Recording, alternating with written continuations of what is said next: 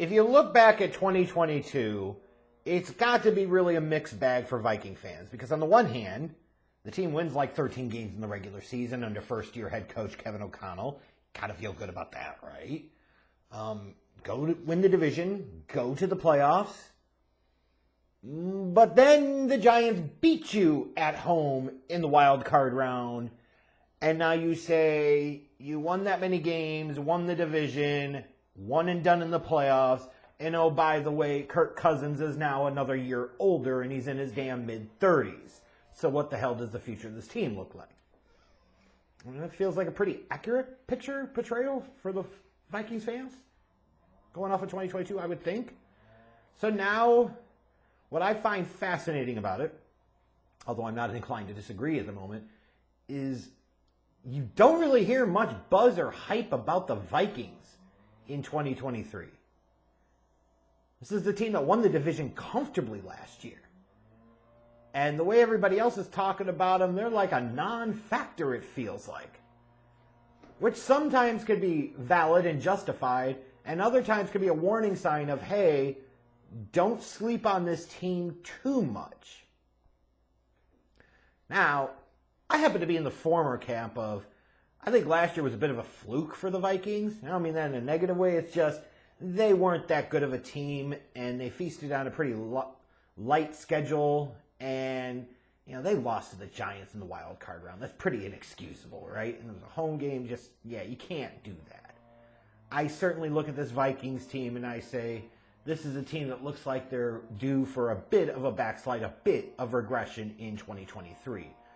Like this offseason, they let go of Adam Thielen, which wasn't a big surprise and isn't the end of the world.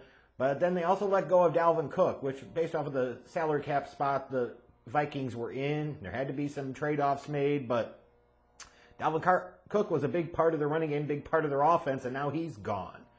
And do they have really a suitable replacement in place? Alexander Mattison, you think so? I don't know about all that. And then they trade away Za'Darius Smith a year after giving him a pretty decent contract, so that kind of went bust. And when you look at what the Vikings did in the offseason in free agency, they're bringing in guys like Byron Murphy and Marcus Davenport and Dean Lowry. So they're adding pieces to the defense. But even when you look at the pieces they added to the defense, Dean Lowry is a solid average starter, but that's it.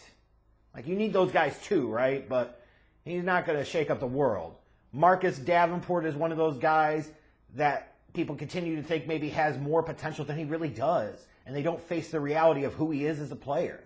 Maybe a change of scenery in Minnesota will help him in a new defensive system as well, but I wouldn't count on it, right? Byron Murphy, they gave him decent money to come in and be their number one corner, but it's because you pay him big money doesn't make him a great corner, right? I felt like they lost more than they got back in terms of the offseason, in terms of trade market and free agency. In terms of the draft, Jordan Addison feels like a logical pick, brings them the wide receiver 2 that they really need opposite Justin Jefferson.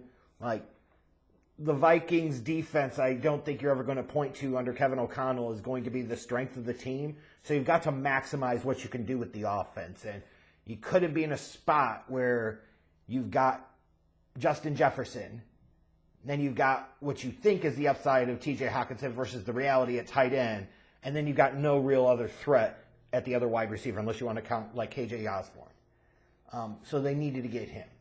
Then they added some other pieces on the defense like Mekhi Blackman, Jay Ward, Jacqueline Waugh.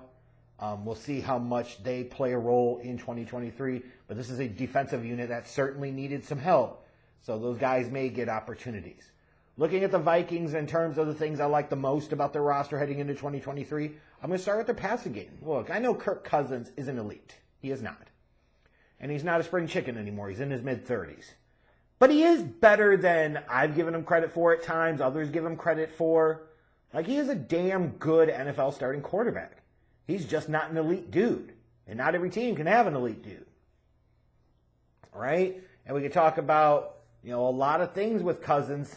The reality is, though, is he's no scrub. There are a lot of teams that you could look at and say they wish they had Kirk Cousins as their quarterback. And if you want to be honest here, all bias and bullshit aside, The two best, most established, proven quarterbacks in the NFC North by far are Kirk Cousins and Jared Goff.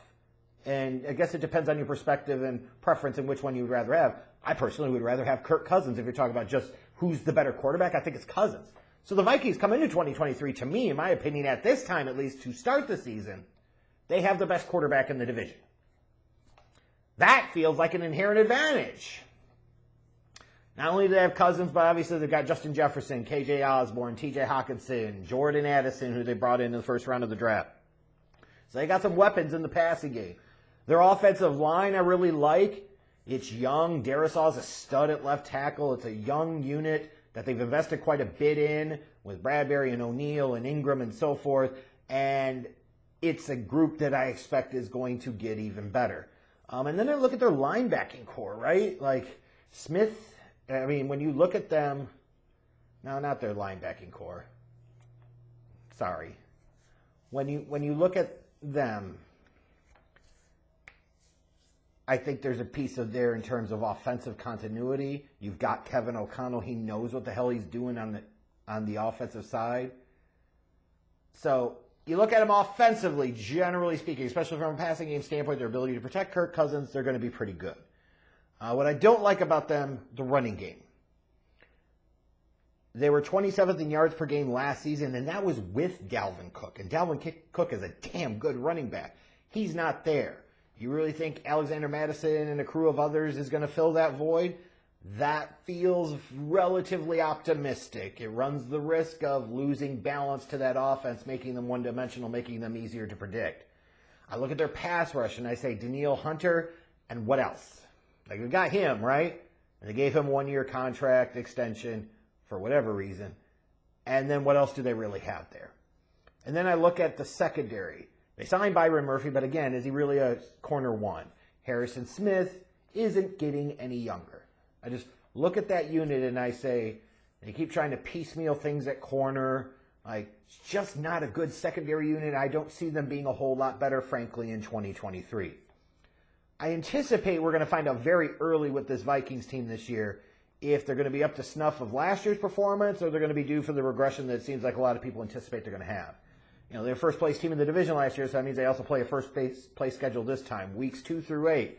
Got to go to Philadelphia, then you host the Chargers, go to Carolina. I only throw that in there because it is a road game. Then they host the Chiefs, then they got to go to Chicago. The Bears should be improved. They host the 49ers, who should still be legit. They've got to go to Green Bay. It's a divisional game. You never know what happens.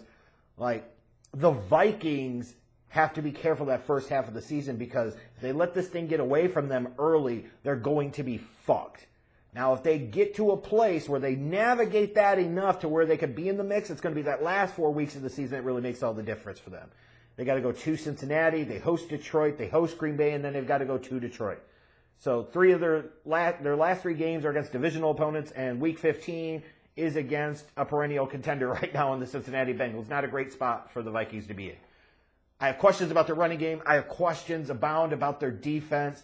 When I look at them last year, I felt like it was a little bit of a flukish type of year. Not trying to disrespect, but they weren't really a 13-4 good team if you get my drift. So I look at them, tougher schedule, improvement of other teams in the division like the Lions and the Bears, and I say, I think the Vikings are going to be the ones that bring up the rear in this division and finish like 7-10. Could be a little worse. And if you're a Vikings fan, it's about the worst place you could goddamn be. Mediocre as hell.